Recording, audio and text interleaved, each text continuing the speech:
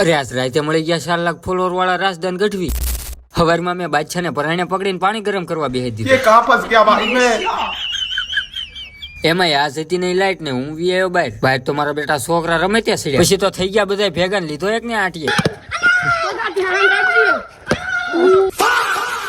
અરે તમારી જાતના સાલા ખદડાવ. કડીકમાં તો કાકા ભેગા થઈ ગયા. લાઈટ નથી એટલે કારખાનું બંધ લાગે એટલે જ નવા કપડા પહેરીને એન્ટ્રી મારે. પછી તો હું નીકળી ગયો રોડે આંટા ઠોકવાના. અહીંયા પાછા થાંભલા ઉભા કર્યા લાગે. ગટુભાન ગેરેજે પોગીને જોયું તો ગટુભાન બુલેટ લઈને આવ્યા. પછી બાજુવાળા મનીષભાઈ લાવ્યા તમારી હાટો દુબઈ થી ચોકલેટ. રોજ તો વ્લોગમાં ફાંકા ઠોકું છું પણ આજ તો હાસુ દુબઈ થી ચોકલેટ આવી ગઈ.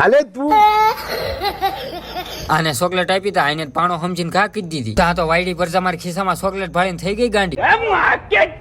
જેની હાથમાં આવી લઈને તો ખાઈ ગયા પણ આની હાથમાં ન આવી તેને મારું સપલ ઉપાડ્યું. પણ જે મારી ચોકલેટ ખાઈ ગયા હતા ને મારું સપલ લઈ આવ્યા. પછી હું હતો હાવ નવરો ને મને સડતો જ કંટાળો. મારો ભાઈબંધ વી આવ્યા ધાબે પતંગ ચડાવવા. પછી તો મારા ભાઈબંધે કર્યું ઓખે મારવાનું ચાલુ.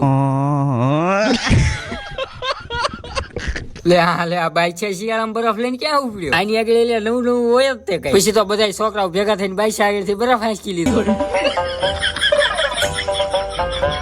પછી તો મળી ગયા રાજદાન ગઢવી ને આપણે લઈ લીધી મુલાકાત અને પડાઈ લીધા 2-3 પોટા.